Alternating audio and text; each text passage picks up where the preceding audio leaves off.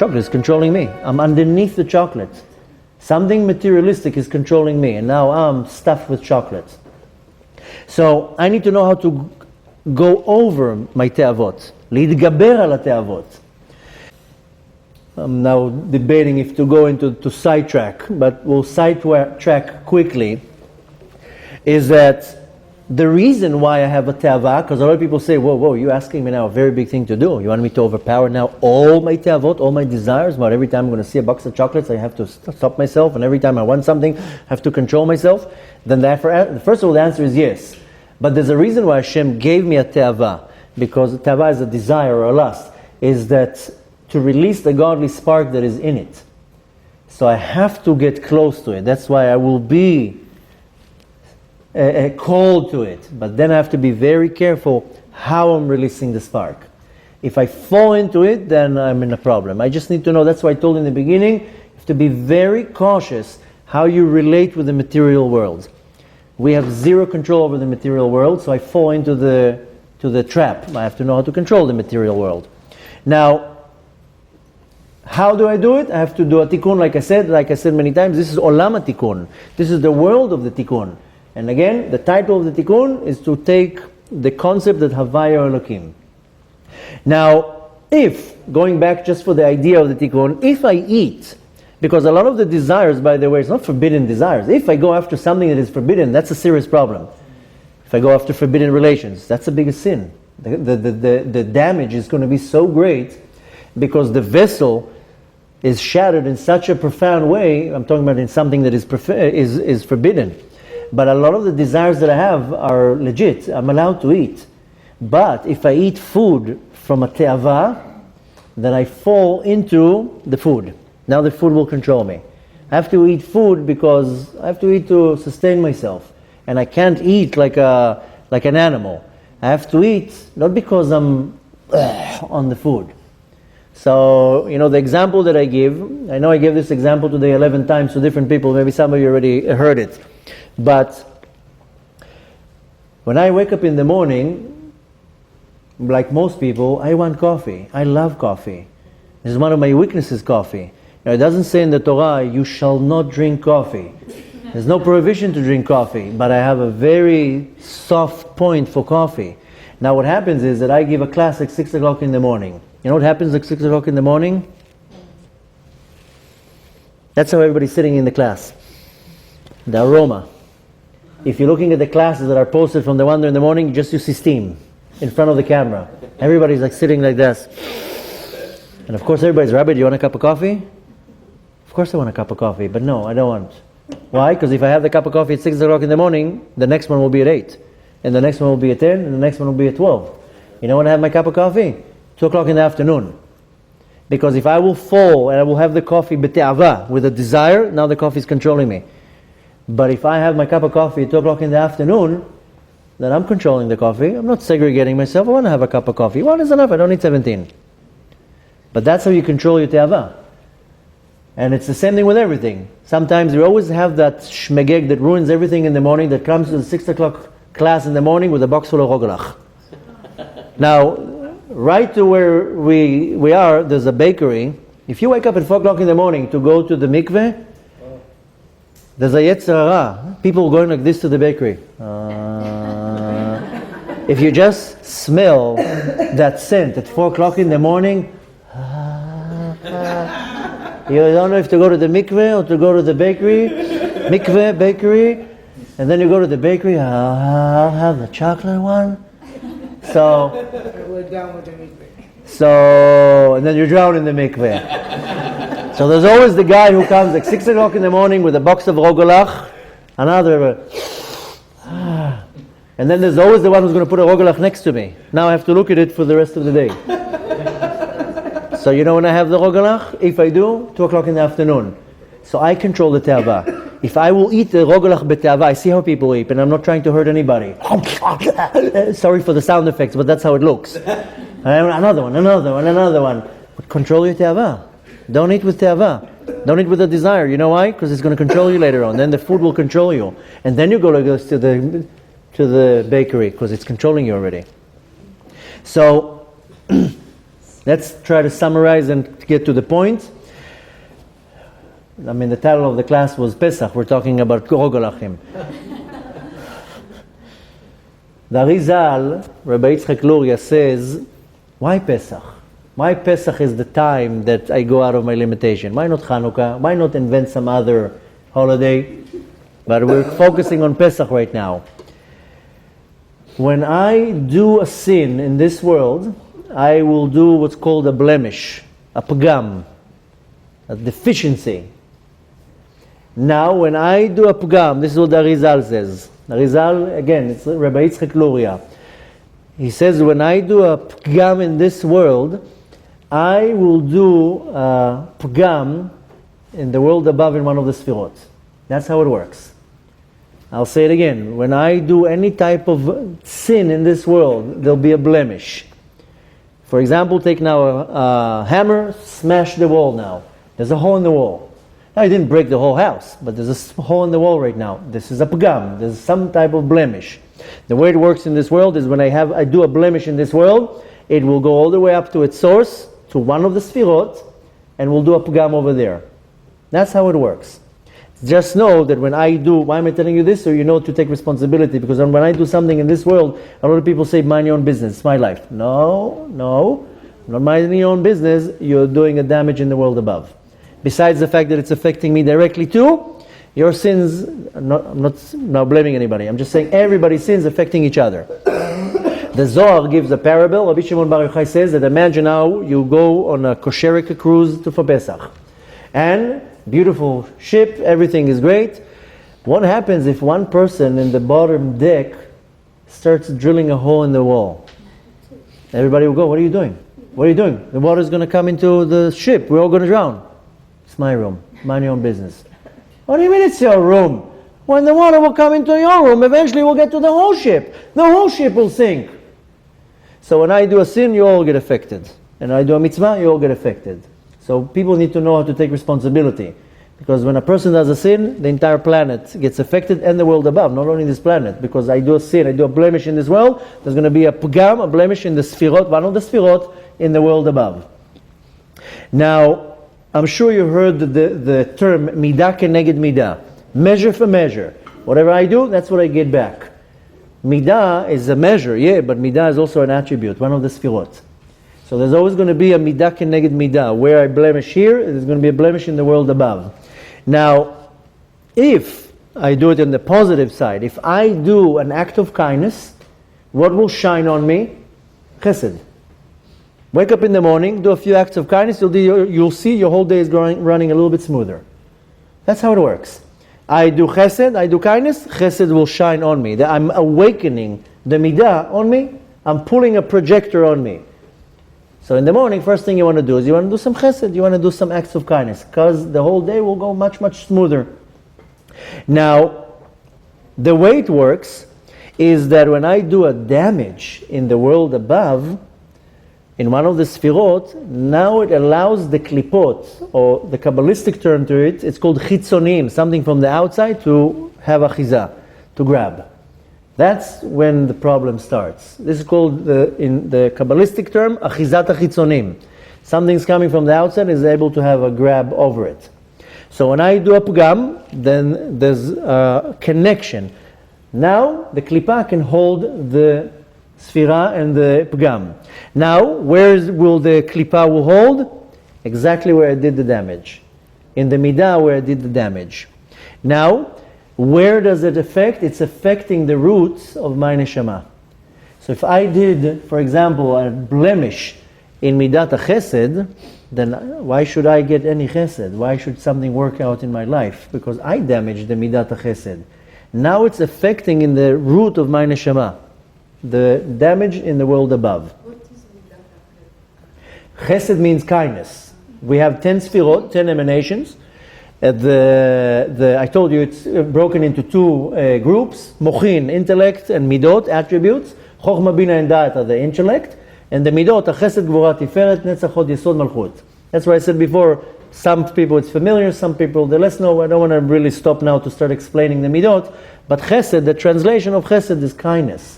So if I damage the sfira of chesed, how can I pull on myself any chesed? It doesn't help you if you put your head in the Aron Kodesh and you start talking to the Aron Kodesh. That's how I see people put their head on the Aron Kodesh. Stop lying. Stop cheating. Stop slandering. Don't talk to the wall. Just do an action. So, and again, I'm not trying to hurt anybody. Go talk to the Aron Kodesh, but also do actions. But when the klipa is holding something, it will hold exactly where it's rooted in my neshama. So it will affect me.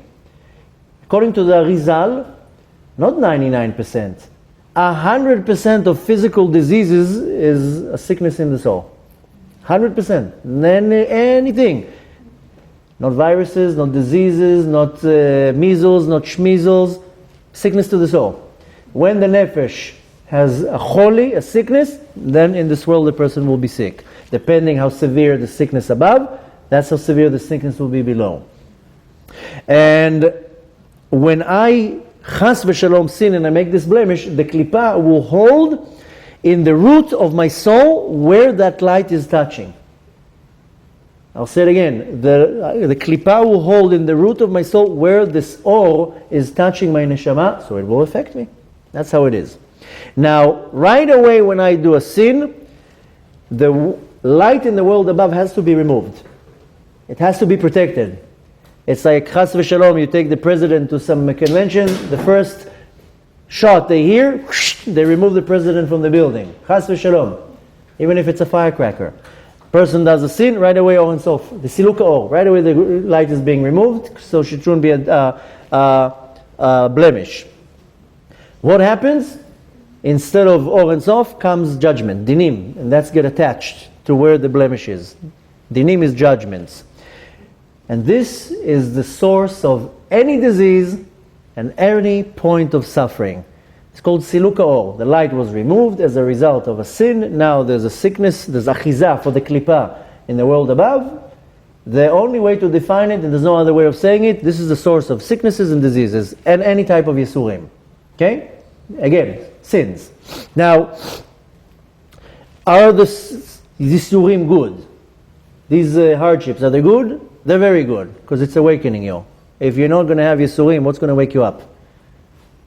You're driving in a car, running out of fuel. If there wouldn't be a light turning on, you're going to get stuck on the highway. Right? The yisurim are good for us. It's the system that allows me to understand, whoa, I'm doing something not good. If your ego is out of control, then you're blaming your wife. Or somebody else. But if I'm humble, I right away say, I'm doing something wrong. What am I doing wrong? I must be doing something wrong. Now, when something repeats in life over, again, everything that I say, try to imagine in your mind something that relates with you. I don't want to give too many examples. You know what that means? That a certain klipa is a husk, or negative energy, is stuck to me. Can't get rid of it. Doesn't matter what I do. Something repeats in my life over and over. I'm not talking about when a person gets married, divorced. That's not what I'm talking about. That's a tikkun. Or mistakes. But if I have a certain act in my life that repeats itself over and over, it means there's a klipa stuck in me. If I lie and I can't hold myself, I lie again. I steal again. Whatever it is, it means that the klipa is so strong, the achiza is so strong, it doesn't let go. And that's where I need to get rid of. Now, this is, by the way, one of the main reasons we talked about on Thursday about reincarnation. This is one of the main reasons why we get reincarnated again. Because I didn't get rid of the klipa. I have to get rid of it. It's attached to me in the world above because something that I did in this world. So, for example, because we're talking about Egypt, the generation of Egypt, when they were in Mitzrayim, they were the souls that got damaged from the sin of Adam HaRishon. Adam HaRishon, he damaged the level of Da'at. I told you already, that's why it's called the sin of Chetz HaDa'at. Chet Etz HaDa'at. Adam HaRishon was not with his wife, with Chava, for 130 years. He divorced her, and for 130 years they weren't together. Later on they got remarried. In 130 years he was doing a certain pgam, a certain blemish, because he was mating with other entities that are not his wife. So he did pgam abrit. And for 130 years. So all the souls that came as a result from that are the souls that came into Mitzrayim. because the pgam was in the da'at, the blemish, so they all got reincarnated in the generation of Mitzrayim. Why did they went down to Mitzrayim? Because Mitzrayim was the place of the klipa, that's where the soul goes down to, into the klipa. I gave a class in the beginning of last week. It's going to go online very soon. You should see it. It's titled as the Kabbalah of food, and where I explain what's food in our life, what's the mystical part of food. Why do we lust food? Why do we desire food? Why everything is food? Why the first sin was food? Why we eat food on Shabbat? There's something behind it. So we have made two major tikkunin in our life because of the result of the sin of Adam HaRishon. One of them is to bring babies into the world, to release neshamot, souls that fell into the klipa, and then to elevate godly sparks by eating. This is the major two tikkunim that we need to do in this world. That's why the most powerful lust and forbidden desires is for these two things: marital relations and food. These are the two biggest problems that we have in our generation, and any generation. So they went down to Mitzrayim. Mitzrayim is the klipa that is controlling the neshama, and they had to go out of Mitzrayim. Now, the way it works is wherever you find Paro, and Paro is not the midget king that was in Mitzrayim. And I'm saying midget king because people think Paro was some big guy. Paro, the Talmud says, was this big. He was a Amma. Little kid, little chachke, was on the table like a mini-me. And so wherever you can find a Paro has the letters of Oref. Oref means the back. This is called Achoraim, coming from the back. This is Achiza of the Klipa. And another word for Paro, another way of explaining what Paro is Parua. Parua is all over the place, wild. Most people, they're Parua. There's no seder, there's no order. So Mitzrayim is the lowest place of consciousness, what's called Tachtit HaDa'at, the lowest place of Da'at. This is Mitzrayim. Which, of course, Mitzrayim is equal to Tum'ah, to impurity, something that is not pure. What is that? What is Tum'ah? A lot of people, you tell them the word Tum'ah, they get very upset. Some women, you come and tell them, after you have your monthly cycle, you are impure. How dare you tell me that I'm impure? This is Tum'ah. It's nothing to be offended. It's unclean, spiritually unclean. But where does the word Tum'ah comes from? Comes from the word in Hebrew, Atum. Atum is surrounded and isolated. When something is isolated, there's no access to it. This is Tum'ah. That there's a godly spark hidden in a klipa, and it's so isolated that you can't get it out. Some of the times, it's there because you're not allowed to touch this godly spark.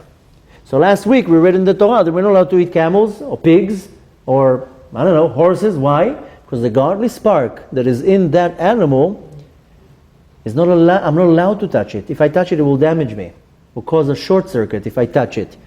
So how does the Torah says? This is chayat me'ah. It's an impure animal. Now Hashem has no issues with the horses or the pigs. What does it mean? Tme'ah, atum. The godly spark is isolated. Don't touch it. It's not for you. Touch it, it will damage you. So tum'ah comes from the word atum, something that is isolated. Moshe Rabbeinu came, what's the idea of Moshe Rabbeinu? He came to bring us back the awareness that, let's see if you are following, Shem o Elokim. That's what we need. That's our problem. That we're stuck in Mitzrayim, and I don't believe that Hashem hu Elokim. So that's the Moshe Rabbeinu. So what Moshe Rabbeinu did? He did 10 plagues. Why 10 plagues? Why not 11? Why not 12 or 9? There's a reason for that. He did 10 plagues. How do you say a plague in Hebrew? Makah. But there were 10 plagues, so it's makot. Mem, kaf, vav, taf. Right? What's the pnimiyut, the inner part of makot? Kaf, vav. What is kaf, vav? 26. What is 26? Yud, ke, vav, ke. Right? What is left from the word? Mem and taf, met, mavet, death. Moshe Rabbeinu came and did 10 plagues, and that's what I'm saying in English. Don't learn Torah in English, it's not going to help you. Eser makot. Makot, again, the pnimiyut, the inside, kaf and vav. Kaf and vav, numerical value of 26, yud ke vav ke. Shem came to reveal Havaya Elokim. And what's left is mavet, death. Another way to explain it, makkah, one makkah, has the numerical value of 65. What else has the numerical value of 65? Hashem's name, Aleph Daled Nun Yud, Adnut. Right? We said all the time, Ado, and then we say Nai. This Aleph Daled Nun Yud, it means all light coming down from above in order to sift between the alive and the dead. That's why we say, when we say Baruch Atah Hashem, we say Baruch Atah Ado Nai. Later on we say Elokeinu Melech Haolam, but we don't say Baruch Atah Elokim, Baruch Atah Shin Daled Yud, Baruch Atah, Baruch Atah Ado Nai. Why? Because that's Adnut, 65, light coming from above to below to separate. This is called Avodat HaBirurim, sifting between dead and alive, between Yud Kei Vav Kei and death. When a person is stuck in the klipa, he doesn't see Yud Kei Vav Kei. He just sees the klipa. Now, a person that knows how to do a separation, good, bad, kosher, not kosher, pure, impure, then you know what that person is? He's alive. This is Chai, Chayut. And he's able to receive the light of Hashem. This is good, this is not. Is 17 Rogalachs good? No. One is enough. You need to know how to make the separation, the birur. Now, if you remember, when the plagues came down, it healed the nation of Israel and damaged the Egyptians. You remember that? I mean, you should remember that. I mean, first of all, we read it a few weeks ago, and now you have to prepare for the Haggadah. What it says, Rapor leIsrael, it was a healing to the nation of the Jews, right? V'negef leMitzrayim, and a blemish and an affliction, so to say, to Mitzrayim. So when a person is stuck in the klipa will control the material. That's how it works. Now, either I will do tshuva and I would break the klipa, and if I don't do tshuva, then you know what's going to happen? Hashem is going to put on me Yisurim. And the Yisurim is going to break the klipa. So the way not to have Yisurim, do tshuva. Do tshuva with yourself. How we say in Hebrew, Tagdim Trufa Lemaka. Take the medicine before the disease. Hashem says you don't do tshuva, or you don't know how to do tshuva, or you can do tshuva, or you don't even know what to do tshuva for. Don't worry, I'll take care of it. So we get yisurim, we get hardship. And the harder it is, the more it hurts, the more the klipa is strong, the more it needs to be broken. Once it's broken, good, you move on. That's why one of the many reasons that we get so many yisurim. There's a klipa that needs to be broken. Now, why is that? Because I need to go out of what's called hastara. Hastara means that everything is concealed. I don't see Hashem anywhere because there's a klipa. I'm stuck in a klipa.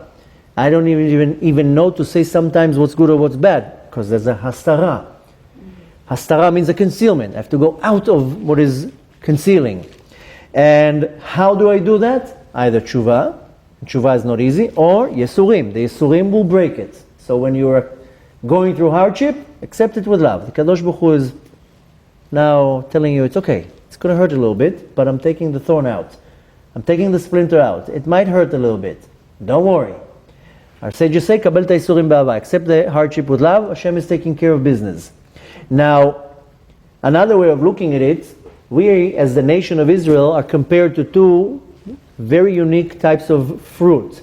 One of them is grape, and the other one is olive. You find many times that we are compared to grapes and olive. Both are producing very unique liquid, oil and wine. But how do you produce the liquid? By squeezing extremely hard the grape or the olive. So we have to be squeezed. That's how it works. We have to be crushed. The more crushed we are, the more we are producing pure olive oil and good wine. So this is called liktoshet hachomer. Liktosh is to break the materialism. If you don't do it yourself, Hashem will do it for you. So this is what you need to start understanding. I need to start breaking the materialism. If not, it's going to be done for me. And you don't want Hashem to do it for you because you don't know how it's going to come. Do it for yourself. Starting liktoshet hachomer, breaking the material. Now, you want to also break whatever is opposing it. That's how it works. Now, again, something very, very interesting, because I said about the oil, that the oil is the liquid that comes out of the olive. Oil in Hebrew is shemen. Shemen has the same letters of neshama. You want them to pull out the neshama, you need shemen. You need to be squeezed. If not, it's not going to come out.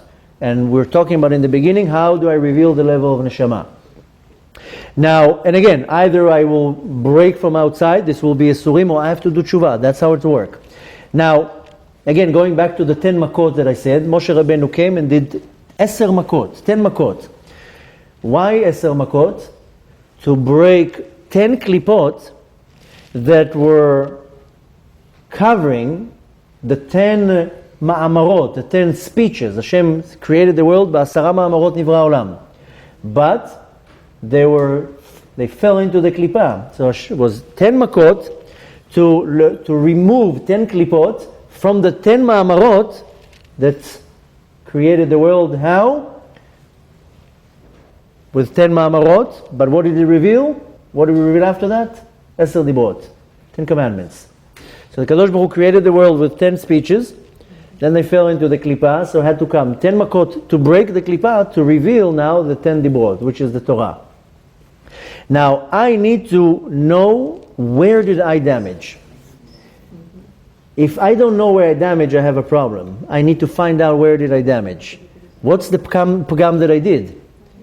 Not too long ago, and again, it's not to hurt anybody, I'm just giving examples. A young lady came to me, she told me she can't get married.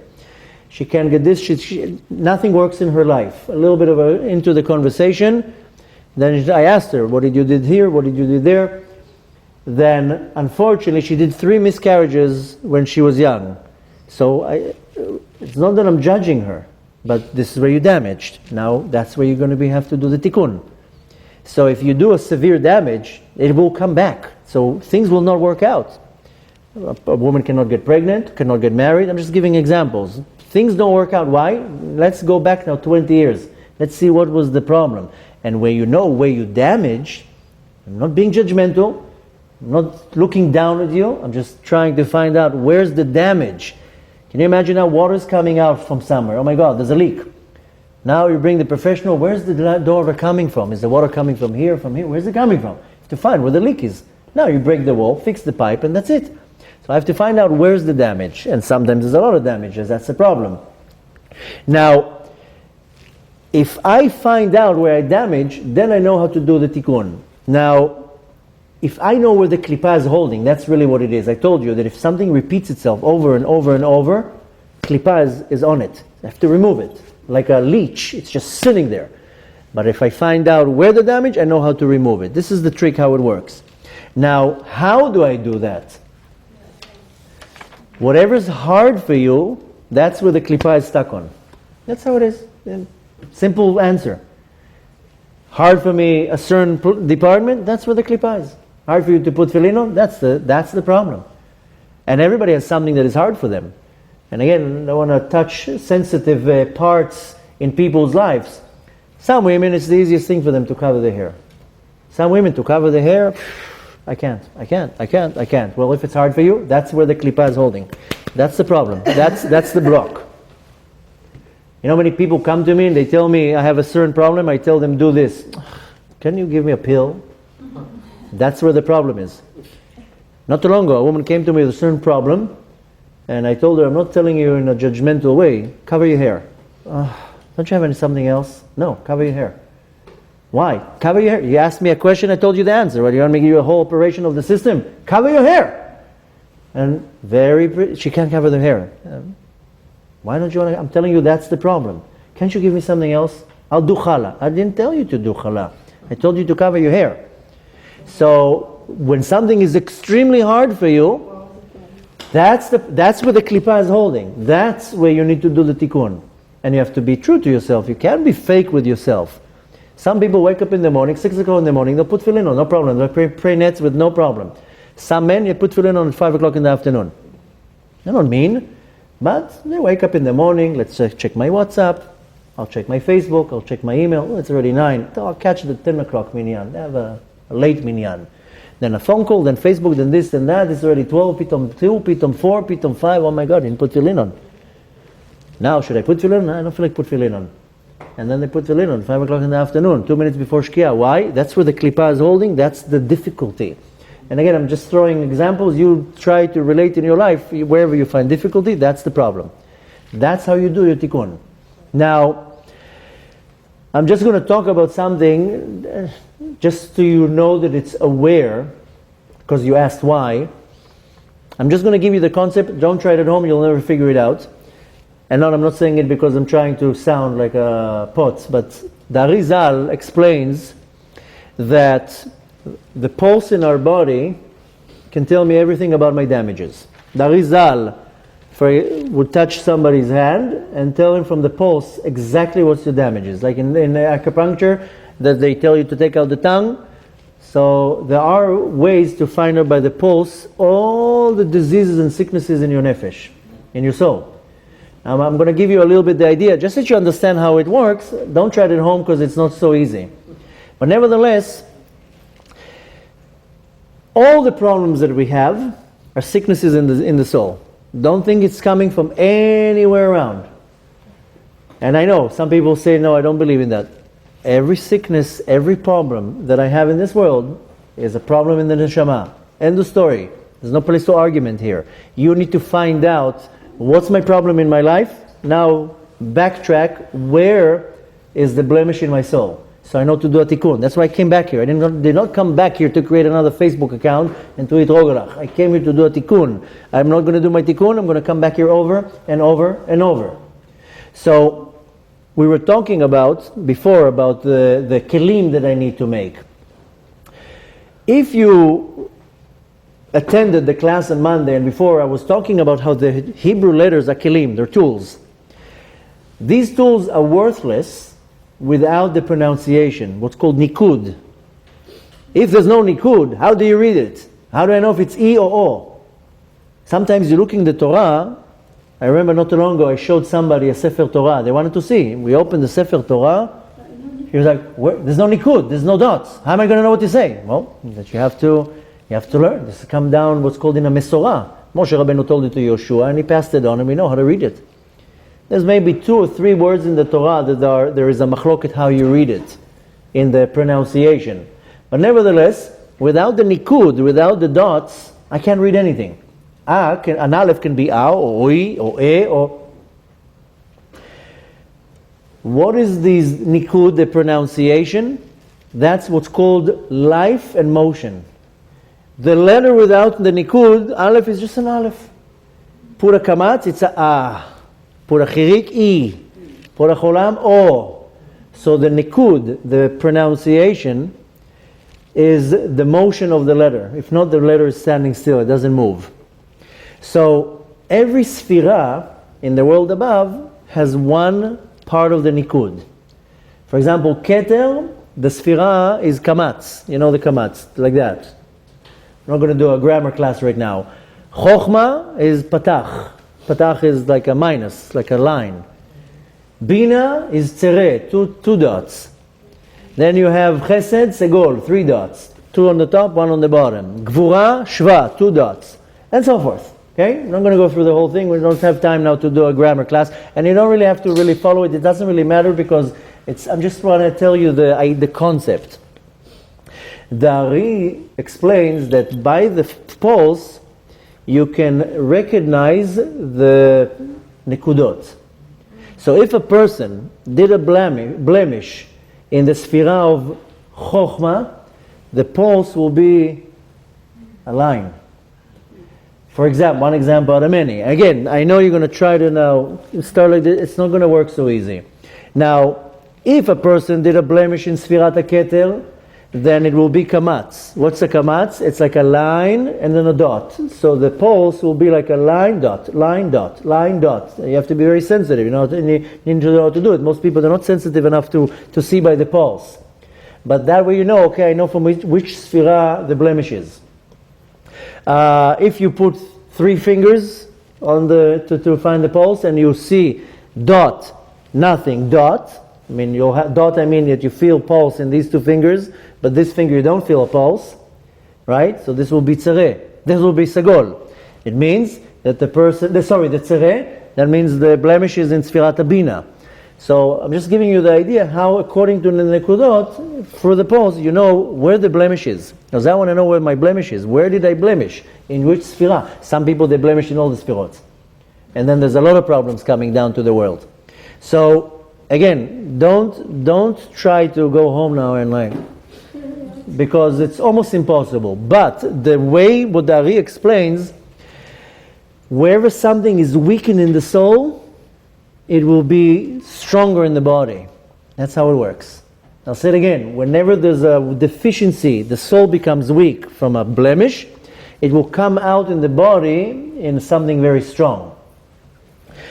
To give you an example, if a person is screaming on the kids all day long, and I'm not trying to now put anybody on the spot. Some parents, they just scream at the kids. They only know how to deal with the kids with screaming. So on the outside it looks very strong. The inside is completely weak, that the person can't even talk. The kids don't even listen to him if he talks.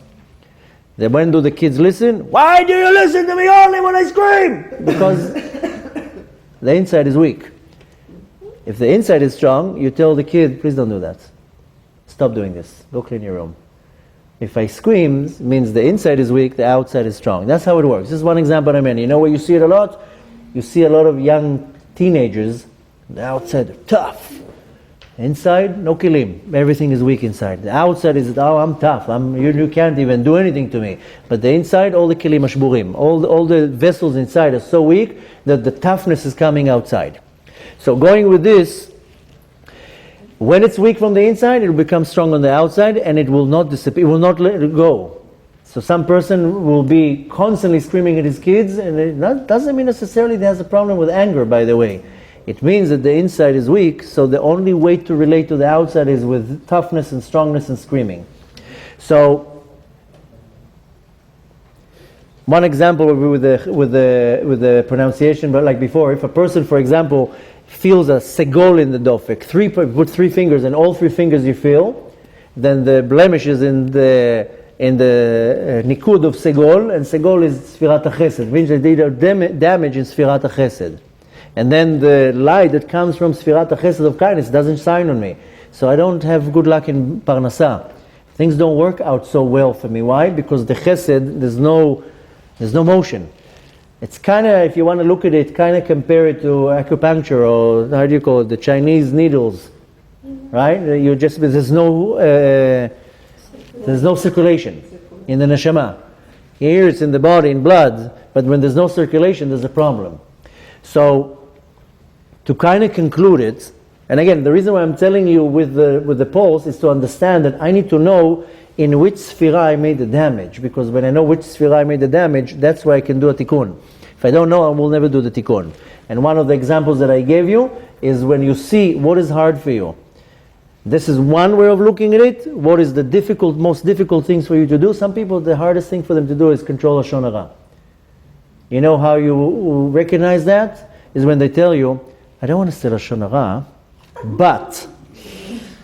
So if you don't want to say Lashon Hara, then don't say anything. I don't want to talk Lashon Hara, but you know what she said? So, and again, not being judgmental, I'm just saying, people have weaknesses in many things. Wherever is the most strongest weakness that repeats and repeats and repeats, and you can have a beard till the floor and pray 3 times a day and be an extremely Haredi Orthodox person for 20 years. Doesn't mean that you still corrected your damage. I know many people that they pray all day long, they learn Torah, they give charity, do many things, but they still have pagamim, deficiencies, damages in their nefesh, and they still have to fix it. And it's so hard for you, and it doesn't matter how holy you are. So I need to recognize one way where it's the most hardest for me. Now I have to understand that when there's a difficult point in my life, it will return and return and return, and that's where I need to fix. And that's how I know where to. I don't try to figure out the sfirot. Try to figure out where it was hard for me. Now, the main part of the tikkun is that Hashem gave me also a lot of good qualities. Don't only look at the bad qualities. Look at the bad things that you do. Understand that's where I need to work on. When it comes to Torah and mitzvot.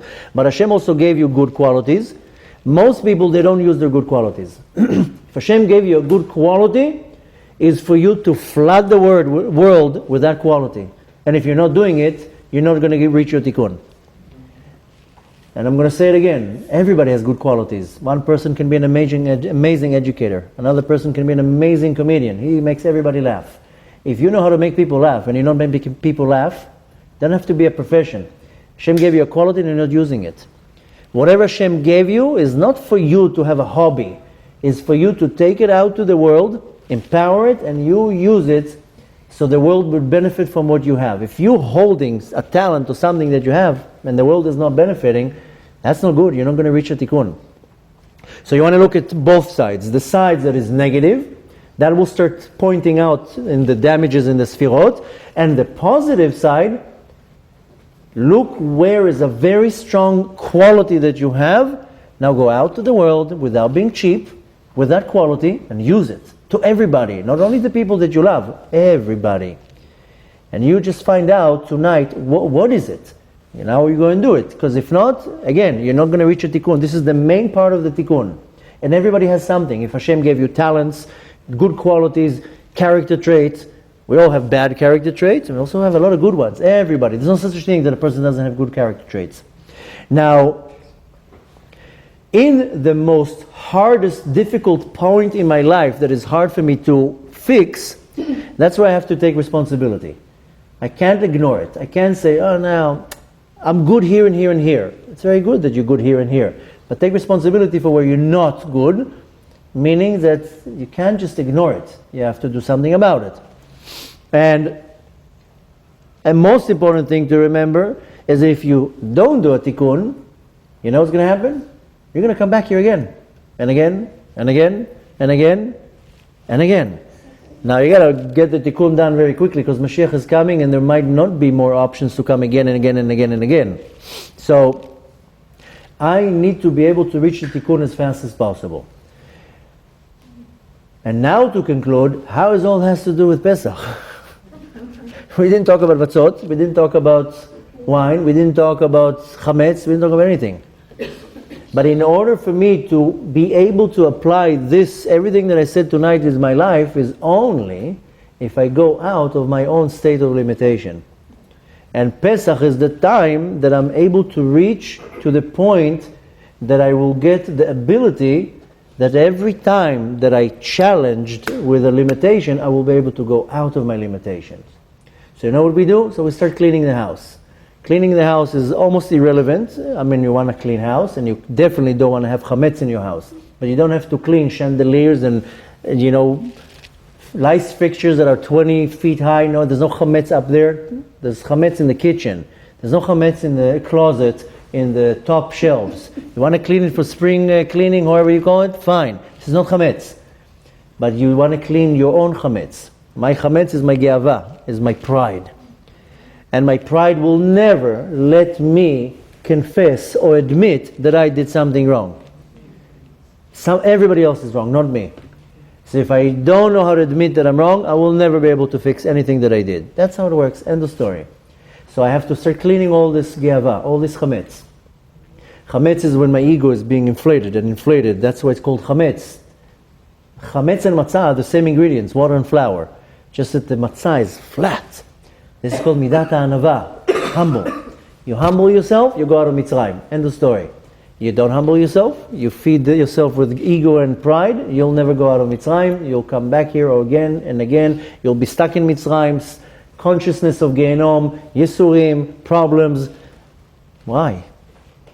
So, you want to take this opportunity to understand I have now 2 weeks from the first day of Nissan till the 14th day of Nissan to start cleaning out all the chametz. It's a very powerful time in the year.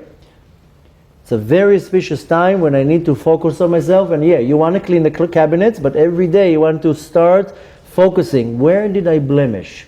You know what? Who am I kidding? 30 years ago I did this and I never addressed it. If you never addressed it, then there might be a problem. Now, a lot of times people come to me and they tell me I have this problem or that problem. There'll be a little bit of questions. If you remember, I told you in the last lecture on Thursday, I told you that 80% of the couples in America are not even married. And why? Because if the chuppah is not kosher, then the wedding is not kosher. And the majority of people in America, they don't have a kosher chuppah. So what is that going to do? It means the couple is not married, which means that they're together for years, having marital relations, and they're not married. Can you imagine how it's damaging their relationship, how it's affecting the kids?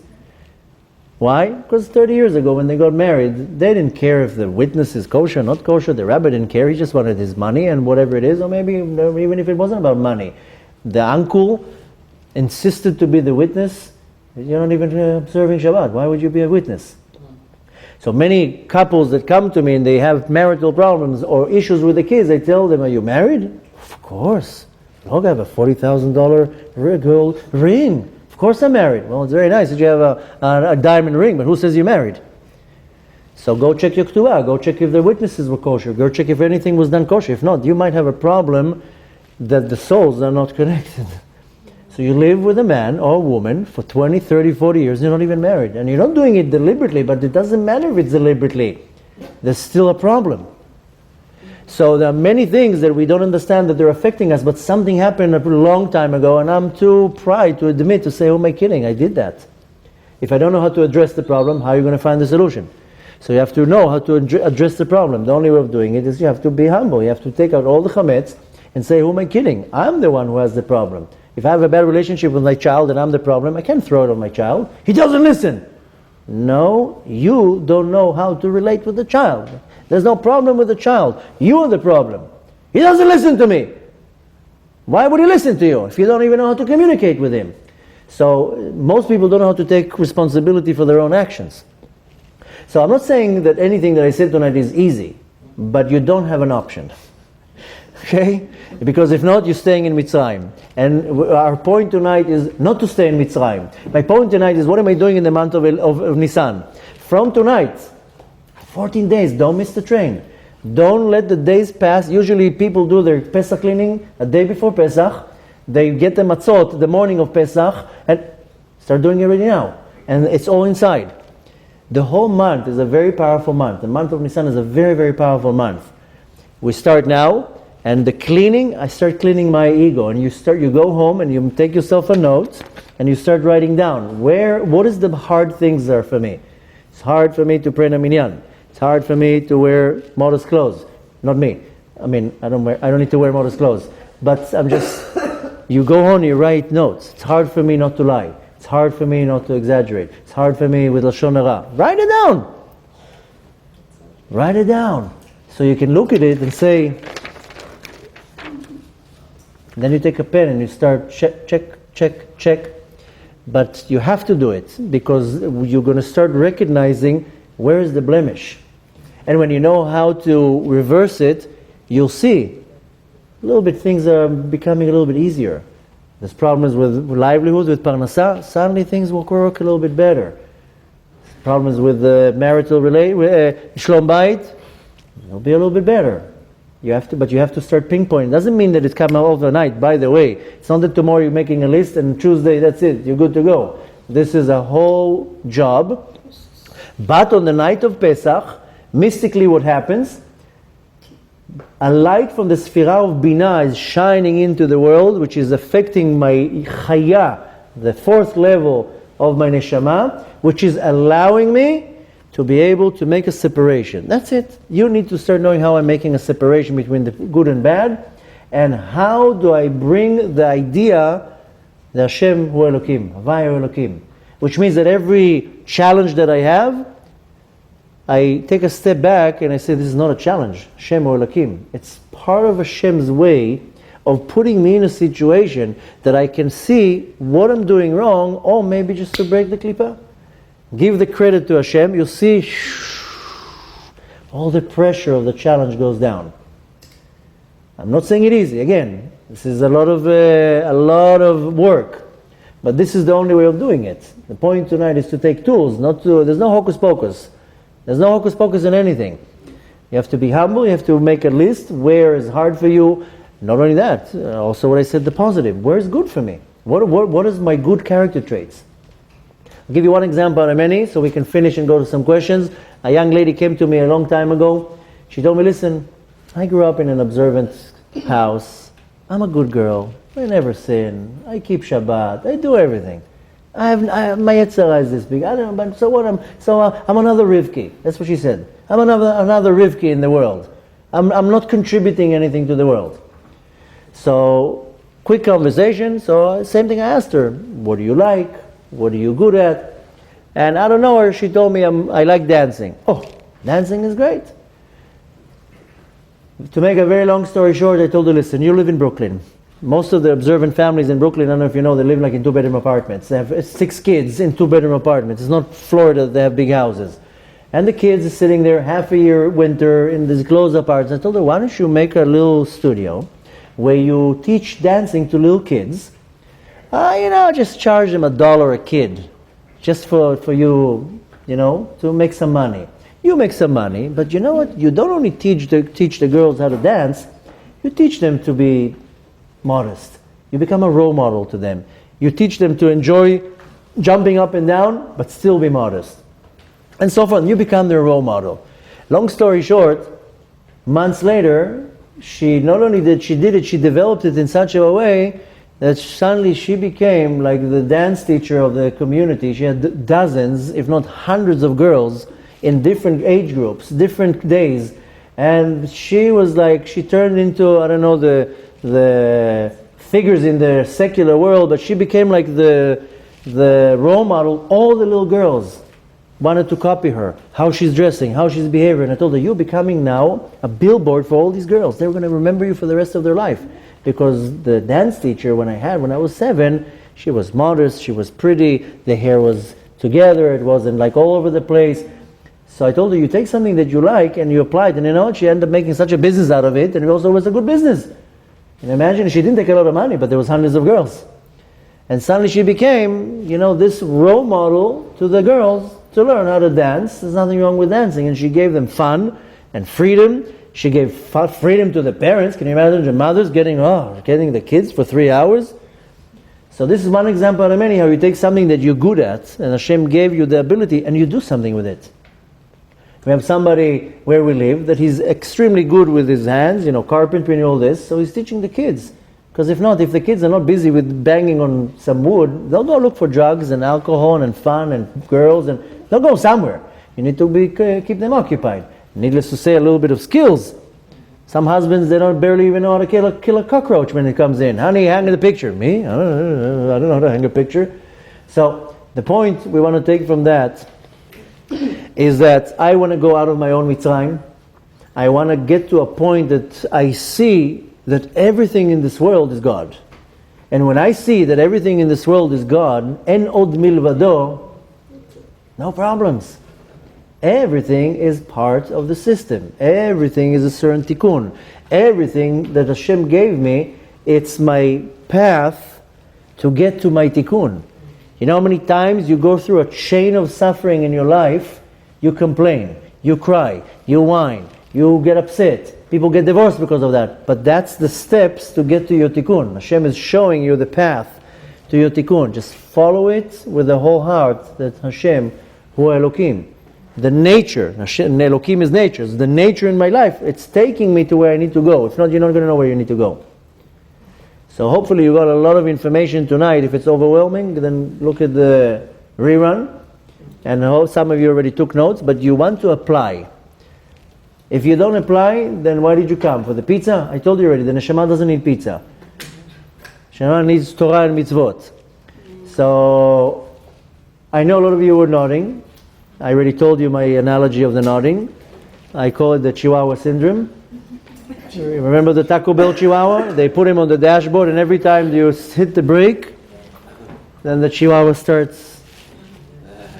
So a lot of people nod in my lectures. It's very nice that you nod, but the nodding is worthless. So the point is to take something out of the night. If you just came and nodded, nothing's going to happen. Back to square one, another year in Mitzrayim. You want to go out of the door and say, okay, what am I doing in my life tonight, not tomorrow, tonight, so I can change a little bit my tikkun, to get closer to my tikkun. And again, I'm not saying that it's easy and it's done like that, but at least you have some tools. You can apply it. I know many people who do. It will take you some time, but it will change your life. I guarantee to you it will change your life. You'll be able to go to the deepest parts of your neshama to find out where is the problem.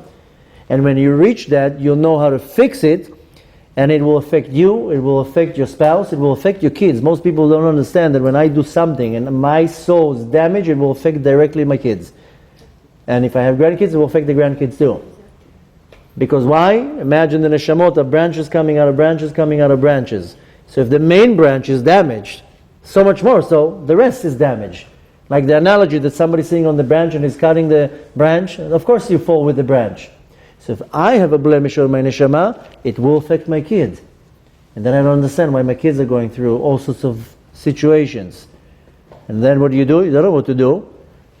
Because you go to the rabbi tells you to do tshuva. You don't like doing tshuva, so you go to the doctor, so he tells give the kid a pill. Take a pill yourself. Whatever it is, doctors don't have answers. So they give you something that to numb you, so you're not going to come back so often. So you want to follow all these details. Rinse and repeat. And the point is that you want to prepare yourself that when Pesach comes, you are aligned with Or Ein Sof, with this infinite light to shine on your neshama. That if you follow everything that it says in the Seder, we had a class on Thursday where I explained that. All you need to do is follow every part of the Seder. That's why it's called Leil Seder. Seder means order. You can't skip the part of the order. You can't. Some people, they do the Leil Seder till the food.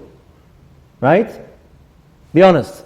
Most people, they do Leil Seder till the food. Once the meal is there, the most important part of the Seder is after the food. That's when you do the next cups, you do Hallel and so forth, the Afikoman. You have to follow every part of the Seder. If you miss one part of the Seder, you didn't get nothing from that night.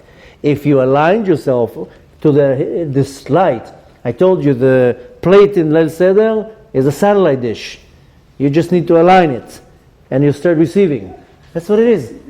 And you are able to receive the ability that night to go out of your own Mitzrayim, out of your own limitations. The result will be you'll be a happier person, more successful person. You'll still have challenges, by the way, but you'll pass them with a smile. You'll see how they're taking you closer to your tikkun. You'll have better relationships, better parnasa. Everything will be better. And even if things are not so great and they don't get better, but you are able to do your tikkun, then you won your jackpot. And you want to reach your tikkun and finish with it. Mashiach is coming any moment, and you do not want to be there when Mashiach comes and they told you, wait a minute, you only did 30%. So, Bezrat Hashem, you take all this information, you apply it, you start tonight, because don't wait for the last moment. It's starting from Rosh Chodesh Nissan, from today. And we have the ability to change everything. The whole power of Nissan is called Hitchadshut, to renew something. And I can renew my neshama. There is a song like that, Abba techadesh oti legamri, right? Tadlik li tanshama. Father, renew me, ignite the soul. When you ignite the soul, the neshama will come up to the surface. This is hitchadshut. I'm a new person. I made tshuva 18 years ago. I'm not the same person from 18 years ago. Not because I'm special. Everybody has the same thing. I'm not the only one who did tshuva. But when I look back now, 18 years, I'm a completely different person. Completely different. I mean, I look the same. Same sense of humor, but not everybody is getting to experience my sense of humor, but some people don't even get it. But it's a total different person. And when I became observant, my family flipped out. What? My sister even asked me, is this permanent? No, it's going to fade out in 3 years. Maybe is this permanent? And I kept telling him, don't worry, this is the 2.0 version of me. Don't worry, it's a refined version. So we all have this ability to reach to the depth of our neshama and to reveal the neshama, to bring the light of neshama out to the world, to be able to distinguish that everything in this world is sheker and en od milvado. There's nothing else but the Kadosh Baruch Hu. You go with that emunah, everything fades out. Things work out. Things come to their own conclusion in the right time, and you're able to reach a tikkun. You do a tikkun, your family does a tikkun, and obviously we need a tikkun for the entire Klal Israel, so we can bring the entire world to a state of tikkun, olam metukan. Then we're able to receive already the light of the redemption. So I will wish you all already a happy and kosher Pesach, and I'm going to wish you great success in your new journey, and bless you that you'll have the awareness, the ability, the kelim, the power, the desire, the humility to bring yourself to actually apply it in your life. And Bezrat Hashem, Hashem will help you be successful. You just need to make the first step. The Talmud says, somebody comes to be cleansed, they will help him. You just need to do the first step, and the only main step is no chametz, no ego. Everything is b'midat anava. I'm not the only one who's right. There are other opinions in the world. Bezrat Hashem, Hashem should bless you with great happiness, success, health, salvations, miracles, yeshuot, anything that you need. And Hashem should bless you in the best way possible. Anyone who needs to find their other half should find their perfect other half. Get married, and whoever needs healthy kids, to have healthy kids, have nachat from your kids. Parnasah should be in an abundance. Everything that you wish for yourself, that Hashem should bless you in the best way possible and fulfill all your dreams in the most easiest, calm, nice way. And just don't forget to be grateful to the Kadosh Baruch Hu, because everything that He does, the good or the bad, it's still the hands of Hashem. En od milvado.